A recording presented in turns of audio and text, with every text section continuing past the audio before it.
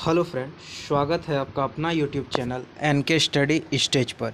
तो चलिए, झारखंड में आ चुका है एक बहुत ही बड़ी वैकेंसी। तो आइए इस वीडियो में देखेंगे कि कब से इसका फॉर्म भरा जाएगा और कब लास्ट डेट है और कितना फ़ी वगैरह है, क्या क्या क्वालिफ़िकेशन है। आइए उन सभी विषयों को इस वीडियो में हम लोग देखते हैं, ठीक है। तो चलिए, झारखंड वालों के लिए सबसे बड़ी गुड न्यूज़ है। तो देखिए, झारखंड कर्मचारी चयन आयोग की तरफ से एक नोटिस जारी किया गया है, ठीक है। एक नोटिस आपका जारी किया गया है, चलिए देख लेते हैं।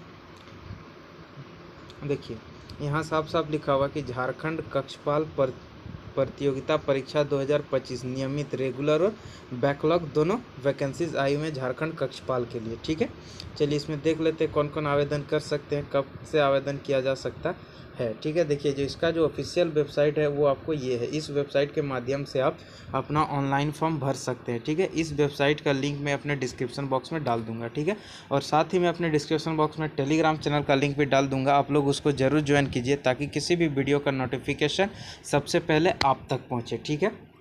चलिए, वहीं अगर परीक्षा शुल्क की बात करें तो जो फ़ी लग रहा है एग्ज़ाम फ़ी, वो आपका 100 रुपया लगेगा फॉर्म भरने का, ठीक है। और फॉर्म जो होगा ये ऑनलाइन माध्यम से भरा जाएगा, ठीक है। देखिए, परीक्षा शुल्क में छूट किसको मिलेंगे? जो झारखंड राज्य के SC कैटेगरी हैं और ST कैटेगरी आते हैं उनको मात्र 50 रुपया लगने वाला है परीक्षा फ़ी, ठीक है। चलिए अब आगे देख लेते हैं कब से फॉर्म भरा जाएगा। इस वीडियो का मैं लास्ट में बात करूंगा कब से फॉर्म भरा जाने वाला है इसका, ठीक है। देखिए, ये कक्षपाल जो ये पुरुष और महिला दोनों के लिए है, ठीक है, सीधी नियुक्ति होने वाली। तो पहले हम लोग पुरुष का देख लेते हैं किस पे कितना कितना सीट है।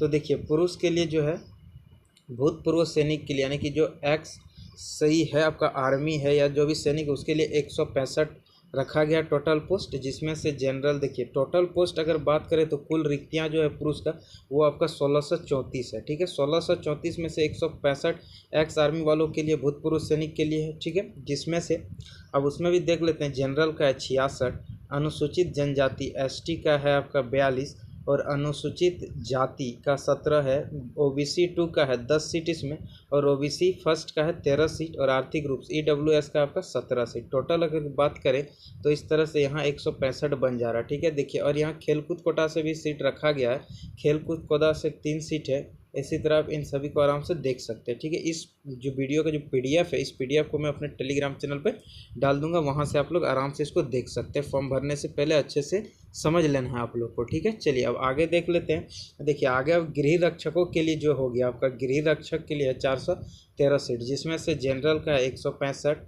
अनुसूचित जनजाति यानी कि ST के लिए 108 और SC के लिए 41, OBC 2 के लिए है 25 और OBC फर्स्ट के लिए 33 और EWS के लिए 44। यहाँ खेलकूद कोटा में 8 रखा गया, इधर भी आपका सीट देखने को मिलेगा, ठीक है। चलिए, इसी तरह अगर अन्य अभ्यर्थी के लिए बात कर लें, ठीक है, जो गृह रक्षक है उनके लिए 413 सीट है, और जो अन्य अभ्यर्थी हैं जो फ्रेश है वो जो फॉर्म भरेंगे उनके लिए 1056 सीट रहने वाले, जिसमें जनरल का है 413, ST का है 275, SC का है 106, OBC 2 का है आपका 63, OBC फर्स्ट का है आपका 84 और EWS का 105, ठीक है। और खेलकूद कोटा से ओपन वालों के लिए 21 सीट है। इस तरह आपका इधर भी सीट देखने को मिलेगी, टोटल हो जाएगा आपका 1056 यहाँ पे, ठीक है।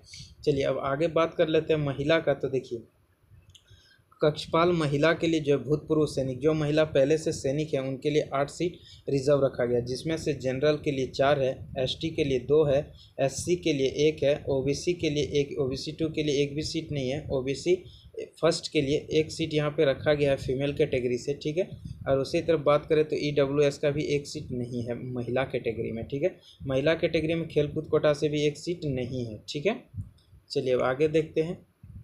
आगे बात कर लें तो देखिए, गृह रक्षक जो महिला हैं उनके लिए 20 सीट रखा गया, जिसमें से जनरल का 9 है और ST का 5 है, SC का 2 है, OBC 2 का 1 सीट है, OBC फर्स्ट का 2 सीट है और EWS का 1 सीट है, ठीक है। और यहाँ भी खेलकूद कोटा से 1 सीट नहीं रखा गया है, ठीक है।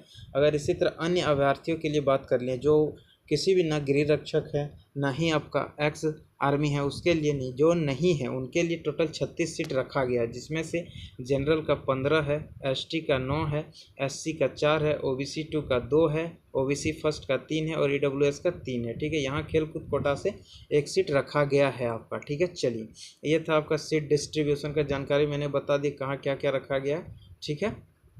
अब देखिए झारखंड राज्य के कक्षपाल पुरुष एवं कक्षपाल महिला पद पर ये बैकलॉग था, वो रेगुलर नियुक्ति था, ये बैकलॉग था, ठीक है।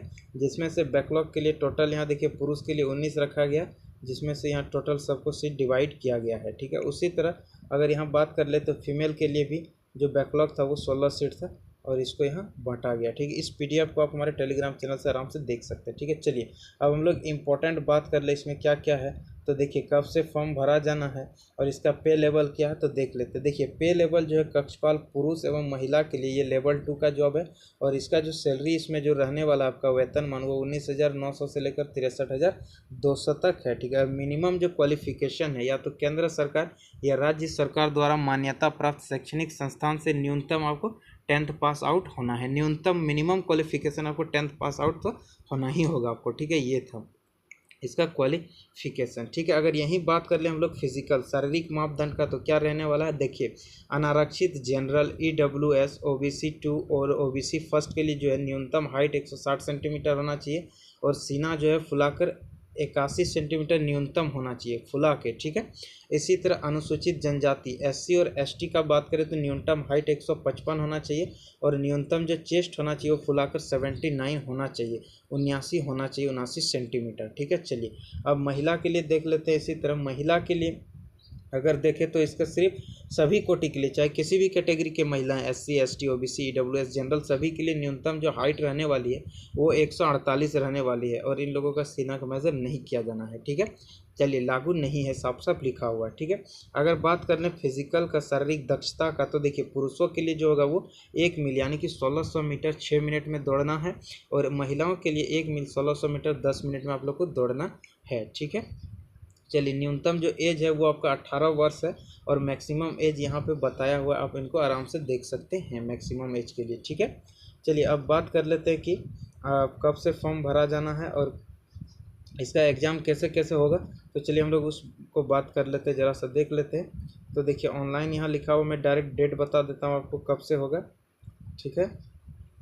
तो चलिए यहाँ देख सकते हैं आवेदन की प्रक्रिया जो दिया, ये रजिस्ट्रेशन करने का तारीख है 7/11/2025 यानी कि 7 नवंबर 2025 से 8 दिसंबर 2025 तक आपका फॉर्म भरा जाएगा और पेमेंट जो परीक्षा शुल्क कर सकते हैं वो 10/12/2025 मध्य रात्रि तक आप प्रिंट आउट परीक्षा शुल्क भुगतान करके प्रिंट आउट ले सकते हैं, ठीक है। और अगर आपको कोई गलती हो जाता है फॉर्म भरने में तो आप उसको करेक्शन 11/12/2025 से 13/12/2025 तक अपना फॉर्म को सुधार सकते हैं, ठीक है।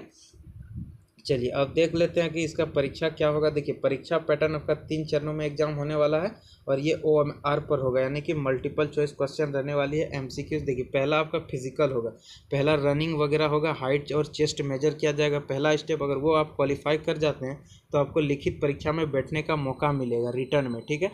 अगर आप रिटर्न क्वालिफाई कर जाते हैं तब आपका फिर क्या होगा, चिकित्सीय जाँच परीक्षा होगा यानी कि मेडिकल होगा, ठीक है। तो ये था इम्पोर्टेंट जानकारी, ठीक है। आगे और भी डिस्कस करेंगे इसका सिलेबस, नेक्स्ट वीडियो में इसका सिलेबस वगैरह सारा चीज़ मैं डिस्कस कर दूंगा, ठीक है। थैंक यू दोस्तों, मिलते हैं नेक्स्ट वीडियो में, धन्यवाद।